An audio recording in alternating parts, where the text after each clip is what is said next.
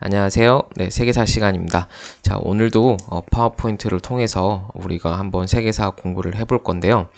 우리는 지난 시간 동안 여러 가지를 배웠지만 많은 걸 배우지는 않았지만은 그래도 역사가에 대해서 누가 있었는가 한번 본 적도 있고, 그 다음에 그 역사가들이 어떠한 생각을 가지고 역사를 공부를 했고 역사서를 만들었는가 하면서 역사학계에 대한 이야기, 역사학파에 대한 이야기를 간략하게 우리가 정리를 해 보았고, 우리가 두 가지 과제 활동을 통해서 역사가들에 대한 시조들, 뭐 역사가의 아버지라 했었죠. 그러면 그 사람들과 뭐 헤로도토스, 그다음에 뭐 김부식, 사마천 같은 사람들과 그 다음에 요즘의 포스트 모더니즘에 맞춰서 그 언어 화두라고 할 수 있죠. 역사가 문학이 될 수 있는가, 뭐 이런 과제를 또 수행을 해본 적이 있고요. 이걸 통해서 우리가 대략적으로 이 세계사라는 학문을 하기 있어서, 세계사는 역사의 하나의 일종이니까요. 그 역사의 입문을 들어가기 위한 작업들을 조금 해보았습니다. 이제 설명을 하겠지만은 선생님들이 그 여러분한테 과제의 시간을 조금 많이 할애한 이유는 이런 것들을 여러분들이 글을 써서 과제를 통해서 그 수행평가와 연결시켜서 조금 해보려고 해요. 그래서 매주마다 과제가 나갈 수도 있고 안 나갈 수도 있겠지만은 이 과제를 통해서 여러분들이 주로 글을 쓰게 될 거고, 그래서 그 글은 일종의 여러분들이 말하는 여러분들 생각을 담는 에세이라고 볼 수 있죠. 이런 에세이 글을 한번 여러분들이 차곡차곡 다양한 주제에 맞춰서 이걸 써서 하나의 포트폴리오를 만들면은 좋은 자료가 될 것 같아가지고 여러분들과 이 온라인 계약 수업 시간에 한번 여러 가지를 시도를 해보려고 지금 노력 중입니다. 오늘은 이제 본격적으로 이제 세계사란 무엇인가라는 이제 도입 부분을 하게 될 건데요. 교과서와 맞춰서 할 수 있을 것 같아요. 사실 지난 시간에 있었던 부분은 교과서에 나온 부분도 있고, 그 다음에 나오지 않은 부분도 있었거든요. 여러분들이 그 교과서에 실리지 않는 부분, 선생님이 설명한 부분 가운데, 그 처음 나오거나 또는 처음 배우거나 교과서에서 볼 수 없는 내용들이 있다면 좀 따로 메모를 해놨다가 교과서에 같이 공부할 때 좀 메모를 해놓고 체크를 해놓고 같이 공부를 해주는 게 여러분들 나중에 평가할 때 조금 더 유리할 것 같습니다. 그래서 여러분들 교과서가 없는 내용이라고 해서 그냥 패스하지 말고 여러분들 잘 메모를 해놨다가 나중에 시험 기간이라든지 또는 수행평가 시간에 같이 공부할 수 있도록, 같이 언급할 수 있도록 조금 따로 정리를 해놓으면 좋겠어요. 그래서 이제 오늘 할 부분은 그 역시 마찬가지로 세계사 도입 부분인데요. 이제 본격적으로 역사가 아닌 이제 세계사는 어떠한 가치를 갖고 있는 학문인가. 자, 이 부분을 좀 볼 거고, 우리가 그 역사라는 고등학교에 와서 역사라는 과목을 배우는 과목은 주로 교과목은 3개가 있죠. 1학년 때 한국사를 배웠을 거고, 그 다음에 2학년 때 동아시아사를 배웠을 거고, 그 다음에 여러분들은 이제 3학년 때 올라와서 세계사라는 이제 학문을, 교과목을 이제 선택을 한 것이고, 그래서 2개 반이 현재 나와 있잖아요. 그래서 이 세계사가 역사의 하나의 학문인 걸 알고 있겠는데, 이게 한국사, 동아시아사와 대체 어떠한 차이점이 있는가, 특히 이 우리나라 역사인 한국사와 어떠한 차이점이 있는가에 대해서 조금 한번 구체적으로 좀 언급을 해서 공부를 해보도록 할게요. 여러분들 오늘 할 부분은 슬라이드가 오늘 PPT가 많지 않아서요. 조금이면 빨리 끝낼 수 있을 것 같아요. 간략하게 한번 살펴보도록 하겠습니다. 첫 번째로는 이 세계사는 가치로 봤을 때 보편성이라는 가치를 강조하는 학문이다라는 거죠. 세계사가 다른 학문과 다르게 조금 뭘 강조를 하느냐, 그리고 봤을 때는 우리는 여기서 기억해야 할 되게 중요한 단어가 보편성입니다. 보편성은 두루두루 있는 거예요. 일반화 시킬 수 있는 거죠. 우리가 태어났고 우리가 죽어가는 이런 사람의 인생은 뭐 미국인과 그 다음에 한국인과 그 다음에 일본인이 다르지 않잖아요. 그런 관점에서 보면 될 것 같아요. 세계사는 특정한 나라가 훌륭하다. 예를 들자면 뭐 유럽이라도 서유럽, 특히 프랑스, 뭐 영국, 이탈리아 이런 나라들이, 스페인 이런 나라들이 너무 훌륭하다. 그래서 이 나라가 중요하다. 이렇게 강요하지 않아요. 그러니까 이게 세계사는 두루두루 모든 나라가 보편성을 지니고 있다, 일반화시킬 수 있다, 또는 두루두루 그런 일이 있었던 것을 우리가 이해를 해야 된다. 그러니까 보편성이라는 말은 특정 가치를 강조하는 게 아니고요. 동등하게 보고 있다는 얘기죠. 그러니까 예를 들자면 이런 거예요. 우리가 한국사라는 과목을 1학년 때 배웠잖아요. 이 한국사라고 했을 때는 이 보편성의 가치보다는 오히려 개별적이고 특수성을 강조한다고 볼 수 있어요. 예를 들면 이런 거죠. 한국인의 역사, 한반도에서 살았던 과거의 이 사람들과 그 다음에 옆에 있는 주변 국가들, 중국과 그 다음에 일본, 이 수많은 수천 년의 역사가 지나오면서 사람들이 살아오면서 중국에 있었던 사람들과 우리나라에 살았던 사람들은 어떻게 다르게 살아왔는가에 대해서, 물론 그 속에는 수많은 교류와 그 다음에 문화의 전파와 동질성을 가질 수 있겠지만은 그래도 우리 민족, 한반도에 살았던 민족과 일본의 민족과 그 다음에 중국의 민족을 다르게 본다는 얘기죠. 그래서 우리는 어떻게 달랐고, 그 다음에 중국과 한국과 비교했을 때 한국은 어떠한 면이 우수했고, 막 이런 면을 따진다는 거죠. 예를 들자면 뭐 우리나라의 한글 같은 걸 강조하면서 한글은 어떠하게 다른 나라의 문자와 비교하면 우수성을 지니고 있고 과학성을 지니고 있는가, 이런 것들을 볼 수 있는 것이죠. 그래서 한국사의 가치가 특수성을 강조한다면 세계사에서는 특정한 나라, 뭐 우리나라도 포함이에요. 보면 아시겠지만 세계사에서 우리나라의 그 서술 부분은 많지 않아요. 그래서 물론 우리나라도 역사도 중요하지만은 다른 나라 역사를 동질하게, 동등하게 다 같이 보고 있다라는 게 바로 보편성의 의미가 있다라는 거. 이걸 하나 우리가 확인할 필요가 있죠. 우리 인류는 같이 태어나서, 물론 다 일일이 다 똑같이 태어난 건 아니지만은 우리 인류의 역사를 동등하게 보자라는 의미에서 보편성이라는 말을 강조한다라는 거. 그래서 세계사는 가치적으로 보편성을 강조하는 학문이다라는 것을 우리가 이해를 하면 되겠습니다. 자, 두 번째는 세계사를 봤을 때 인류의 역사를 보자면, 그러니까 우리가 보편적인 가치에서 세계사를 보자면 인류는 어떻게 지내왔는가, 크게 두 가지 측면에서 볼 수가 있다라는 거죠. 첫 번째는 교류했다라는 거.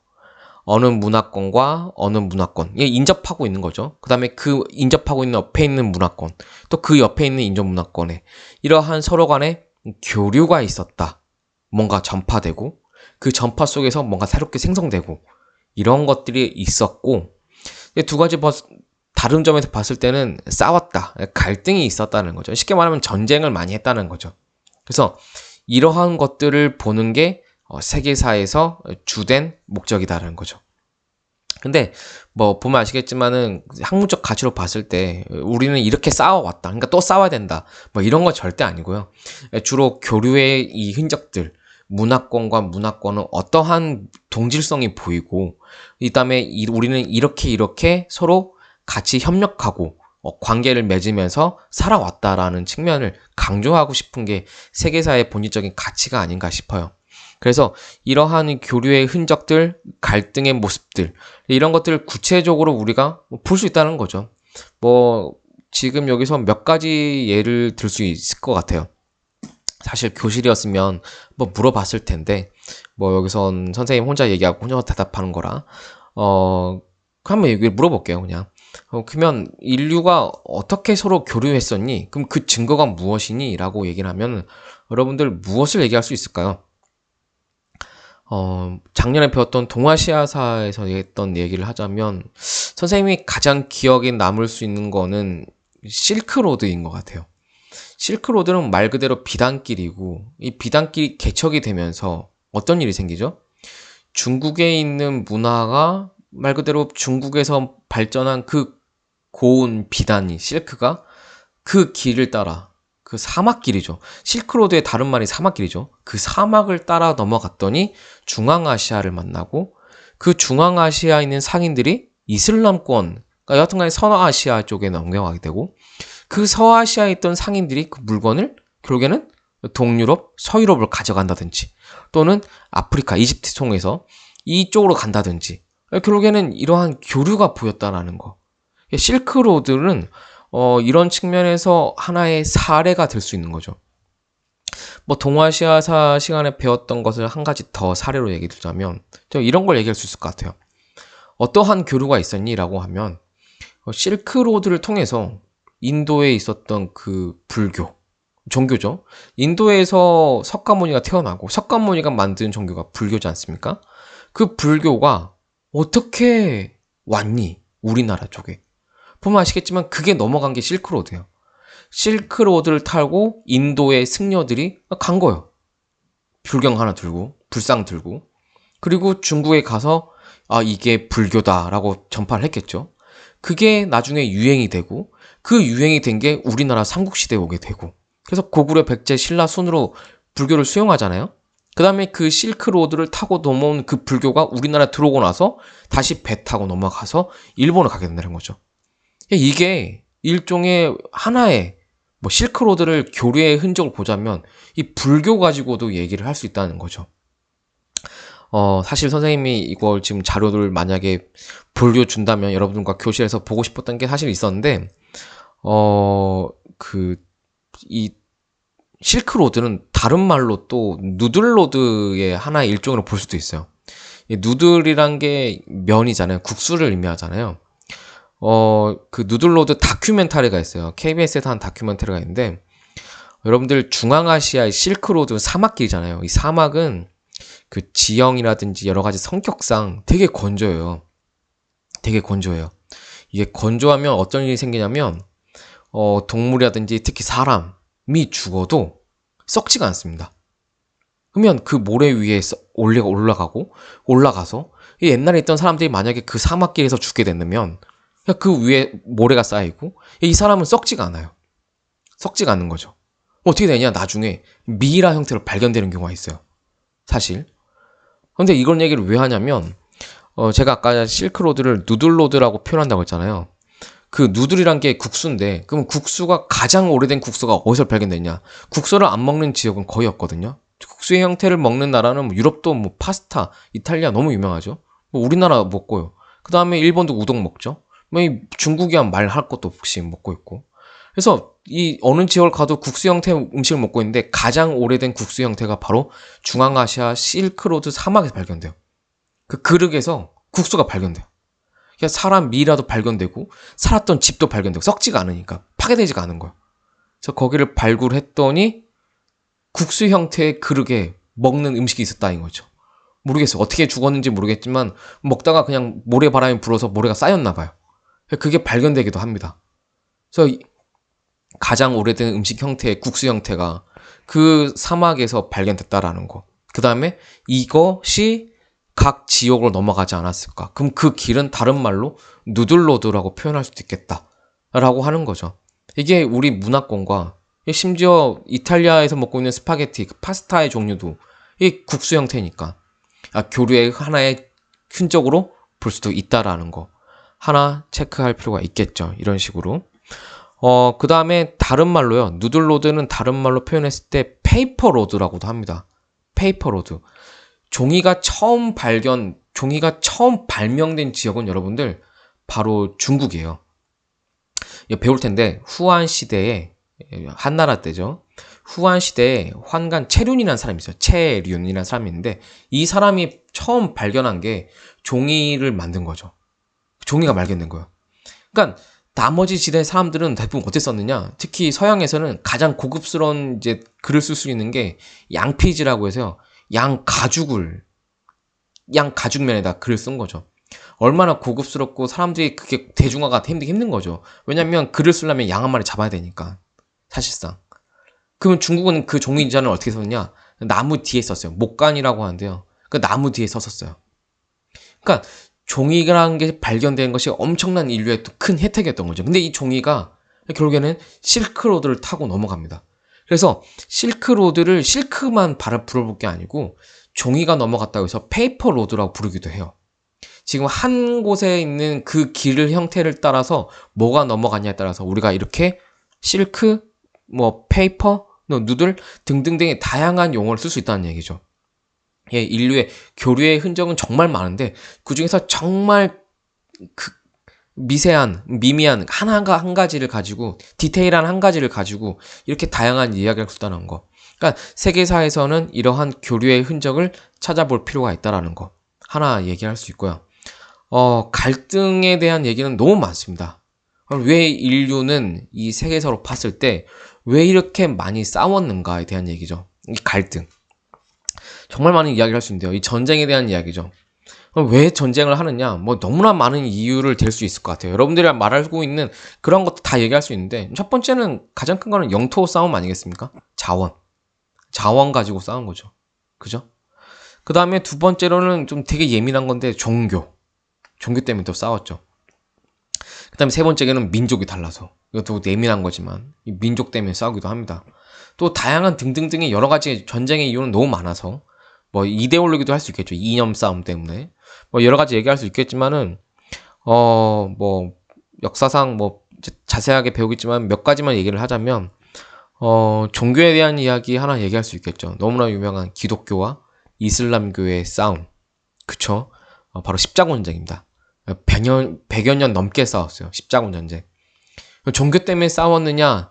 여하튼 간에 뭐 겉으로 봤을 때는 다양한 이유겠지만 겉으로 봤을 때는 기독교와 이슬람교의 싸움은 맞으니까 두 종교의 뭐 성질할 수 있는 예루살렘을 회복하고 뺏기 위해서 결국엔 전쟁을 일으키게 된 거고 그래서 교황이 이끄는 그 기독교군과 십자군이죠. 거기에 맞서 싸우는 이슬람교에 대한 이야기. 이거는 좀 디테일하게 보면 아주 자세한 얘기를 하자면 종교의 싸움인가라는 의문을 품을 수 있어요. 여기서 진짜 사람들은 종교를 위해서 싸웠는가? 아니면 자기의 이익을 위해서 싸웠는가? 이거는 뭐 나중에 보면 또 얘기를 할 수 있을 것 같아요. 그래서 십자군 전쟁의 하나 예를 들 수 있을 것 같고요. 그 다음에 두 번째 민족에 대한 얘기하면 이거 좀 되게 슬픈 얘기지만 뭐 인종 청소를 할 정도로 할 수 있는 그 민족 간의 갈등들을 얘기할 수 있을 것 같아요. 뭐 다양한 사례를 낼 수 있겠지만 선생님은 두 가지를 얘기를 한번 해보자면 이런 얘기를 할 수 있어요. 뭐 인종 대학살이라고 하는 강한 민족이 약한 민족을 없애버리는 이런 모습들. 우리는 이거를 제노사이드라고 표현하기도 하고요. 또는 다른 말로 홀로코스트라고 표현하기도 합니다. 제노사이드, 홀로코스트라고 표현하는데요. 너무나 유명한 사건으로 하자면 다 알고 있겠지만 2차 세계대전 때 있었던 유태인 대학살을 얘기를 할 수 있겠죠. 나치당, 뭐 히틀러를 대빵으로 해서 그 나치당이 자행했던 그 잔혹한 행위들, 유태인을 다 모아서 수용소에 가다 놓고 그들을 빨리 죽이기 위해서 독가스실로 모아서 빨리 죽였던 그런 모습들. 되게 마음 아픈 장면들입니다. 이걸 사실 선생님과 여러분들과 함께 영상을 보면서 보면은 더 이제 되게 가슴 아픈 사연들을 우리가 이해할 수 있겠지만은, 이 제노사이드 또 홀로코스트는 뭐 유태인 대학살 뿐만 아니라 세계 곳곳에서 이루어지고 있고요. 현재에도 자행되고 있는 모습들 볼 수 있죠. 좀 다른 형태로 뭐 IS 같은 뭐 테러 집단들도 볼 수 있고요. 되게 마음 아픈 일들이 좀 많이 보입니다. 그래서 이번에 뭐 있었던 IS로 인한 그 난민들 모습도 조금 마음이 아프고요. 그 다음 여러분들 이거는 동양에도 있었어요. 예, 그 일본군이 자행했던 난징 대학살, 중국 사람들이 난징 대학살에 있었던 모습들을 그대로 기념관을 만들어놨습니다. 정말 가보면 선생님은 가봤는데 그 난징에 가면은 난징 대학살을 추모하는 기념관을 만들었어요. 그럼 그때 당시에 일본군이 그 인종 대학살을 자행하고 나서 그대로 묻었던 그 수많은 해골들, 뼈들이 그대로 이제 이 중국 사람들이 박물관을 만들어 놨거든요. 그래서 밑에 보면은 그 뼈가 드러나고 있고, 그 다음에 그 해골이 나타나고 있는 그 묻어 있는 그 흙더미들을 그대로 밑에 바닥에다가 유리관으로 해서 이렇게 박물관으로 만들어 놨어요. 근데 이런 것들 보면은 인류가 이런 것들을 왜 자행했는가, 이런 것은 왜 일어났는가, 그럼 이런 것을 일어나지 않게 해서는 어떻게 해야 되는가, 이런 것들을 좀 반성하는 차원에서 우리는 세계사를 공부할 필요가 있다. 그래서 교류의 흔적, 그 다음에 갈등의 흔적들을 우리가 두 가지 한번 언급을 해 보았습니다. 그래서요, 우리가 궁극적으로 하고 싶은 말이 뭐냐면, 세계사는 각 국가의 문화와 역사와 민족 등을 동등하게 보자는 거죠. 내가 잘났으니까 넌 못났어. 그러니까 나는 너를 지배할래. 이러한 이미지가, 이렇게 생각을 하지 말자는 거죠. 이거는 세계사가 말하는 보편적 가치가 아니에요. 이거는 우월주의고, 이러한 인식이 있었던 것들이 아까 얘기했던 그 전쟁, 그 다음에 대학살, 뭐 이렇게 이해할 수 있고, 그 다음에 식민지, 그 다음에 식민지를 위에 있던 뭐 제국주의의 모습들, 이런 것들로 따지지 말고 세계사는 각 국가, 약한 나라든 그 나라가 못 사는 나라든 그렇게 보지 말고 동등한 가치로 그 나라를 인정하자는 거죠. 왜? 우리는 똑같은 인류니까. 같은 지구에 살고 있으니까. 그래서 이러한 보편적 가치를 인정하고 그 문화의 상대성을 인정하자. 문화 상대주의를 인정하자라는 거죠. 그럼 우리가 이미 사회 시간을 배웠던 문화 상대주의란 말이 세계사의 중요한 가치로서 되게 중요하다는 거 알 필요가 있겠습니다. 그래서 문화 상대성을 강조한다. 문화 우월주의가 아닌 상대성을 강조한다라는 거 같이 알면 될 것 같고요. 근데 현실적으로 봤을 때는 알고 있겠지만 현재 문화적 헤게모니라고 해요. 그 힘싸움이에요. 그 문화의 힘싸움은 사실 장악한 패권주의가 보여요. 우리가 누구라고 말을 하지 않겠지만 이미 우리가 따르는 문화들이 있어요. 그리고 그 문화가 좋다 생각을 하고 있고요. 그리고 그 문화를 갖고 있는 국가가 선진국이라고 생각을 하고 있고 그 나라에 대한 그런 우리 마음속에 있는 따르고자 하는 의도가 있어요. 그래서 이러한 우월주의는 자아 문화 중심의 다른 표현을 볼 수 있죠. 그래서 이 우월주의는 자아 문화 중심주의, 우리가 극복을 해야 될 것인데 사실 선생님 마음속에도 있다는 거죠. 간단하게 보면 이런 겁니다.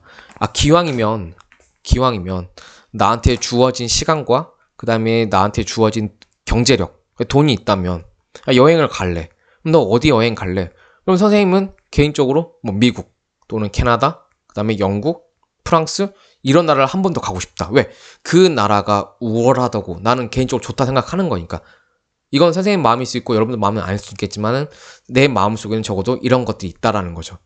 그리고 만약에 나한테 주어진 돈이 있다면 너는 저기 미얀마 뭐 그 나라를 미안한 거 아니지만 뭐 미얀마를 가볼래? 아니면 캄보디아 가볼래? 같은 조건인데 불구하고 내가 그 나라를 선호하느냐? 많은 사람들이 선호하지 않다는 거죠. 다른 말로 하자면 내가 좋아하는 연예인, 물론 뭐 이거는 문화적으로 미디어가 어디가 발달했기 때문에 그럴 수도 있겠지만은 내가 좋아하는 문화의 영화를 볼 수 있는 것은 주로 헐리우드가 아닐까. 또는 영국 드라마를 되게 좋아하고 뭐 이런 것들. 선생님 좋아하는 배우 가운데 베네딕트 컴베비치 있죠? 뭐 이런 사람들, 영국 사람이잖아요. 그 외에는 뭐 인도 뭐 발리우드라고 하는데 뭐 선생님 전혀 알지 못하고 이런 것들.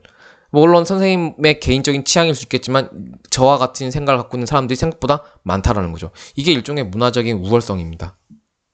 그들의 문화가 뛰어나다고 보는 거죠. 제 스스로가. 이게 우월성이다라는 거. 이거는 이분법적 사고를 보고 있는 거예요. 뛰어난 자와 미개한 자다. 근데 아까 이미 얘기했지만 세계사의 가치에서는 이렇게 봐서는 안 돼요. 문화는 모두 다 존중받을 만하고 문화 상대주의가 우리 마음속에 있어야 한다. 그래서 보편적 가치로 봐야 되는데 이미 이 마음속에서 무너지고 있는 거죠. 그러니까 이런 것들 극복을 해야 되는데 사실 현실에서 가장 우월성을 띠고 있는 게 크게 두 가지입니다. 바로 서구 우월주의라고 하는 것이 있고요. 그 다음에 중화주의라는 게 있어요. 여러분들 아시겠지만 우리나라 역사적으로 봤을 때는 사실 우리나라는 중화주의를 많이 따르고 있었죠. 중국이 최고고 그 다음에 그 한족, 중국을 다스리는 한족의 문화가 우리가 따라야 할 문화다.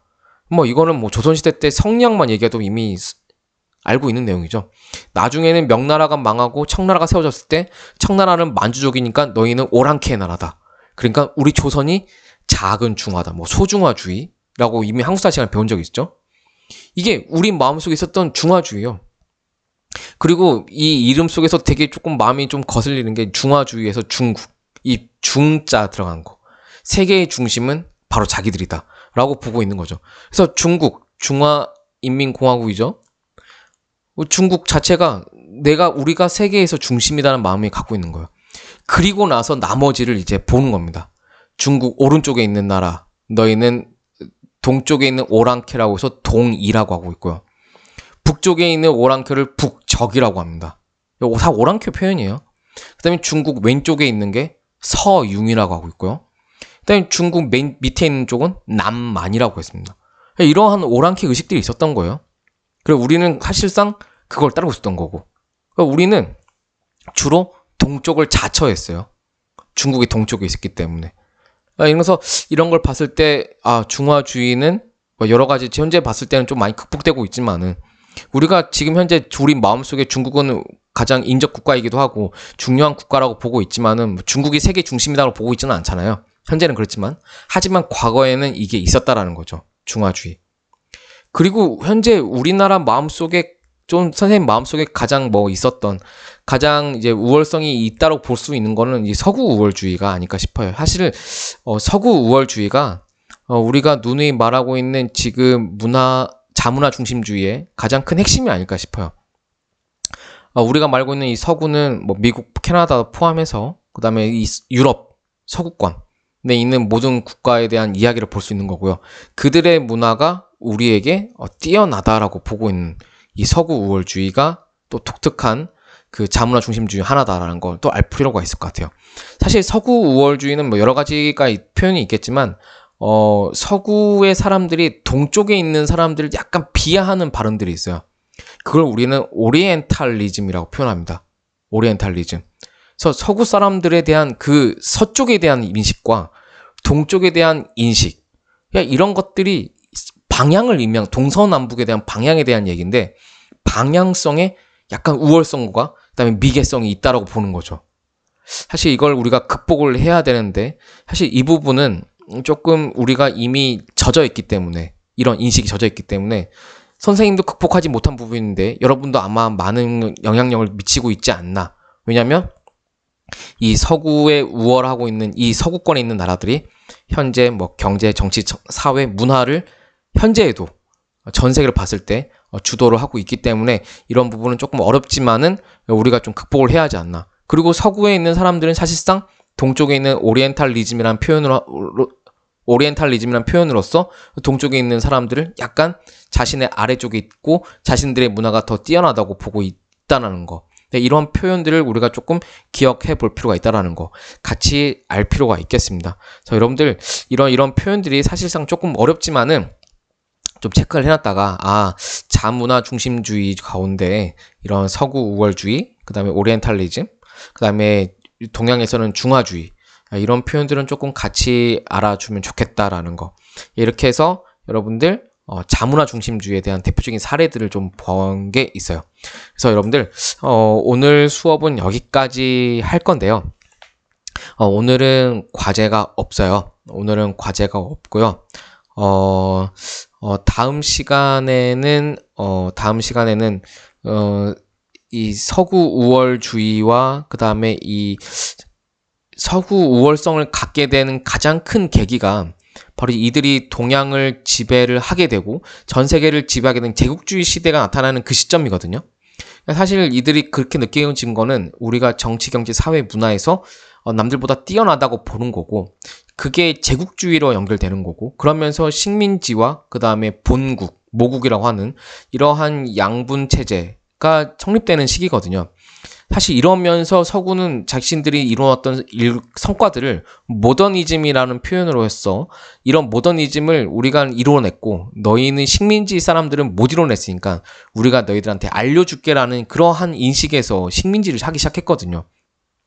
자, 이런 것들에 대해서 좀 우리는 그럼 그들이 말하고 있는 모더니즘에 대한 형태와 그럼 그것을 우리가 어떠한 사건들을 통해서 좀 알아야 되는가 이걸 조금 간략하게 설명하는 시간을 갖도록 하고요.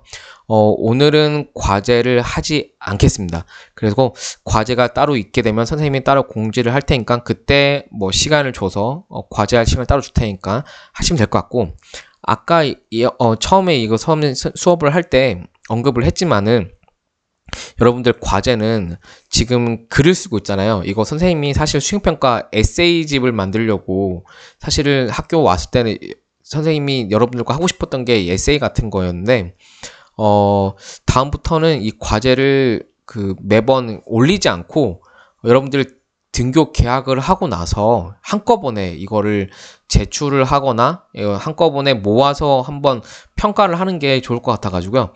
선생님이 얘기를 하면은 이러한 주제를 가지고 글을 써야 되는구나 간단하게 글을 써놨다가 나중에 등교 계약한 이후에 같이 모아서 제출을 하면 좋을 것 같아서 그렇게 진행을 해보도록 하겠습니다. 그래서 오늘은 여하튼간에 수업을 여기까지 마무리하고 다음 시간에는 아까 말했던 이 서구 우월성에 대한 것들, 그 다음에 모더니즘의 형태들, 이런 것들에 대해서 조금 간략하게 보는 시간을 갖도록 할게요.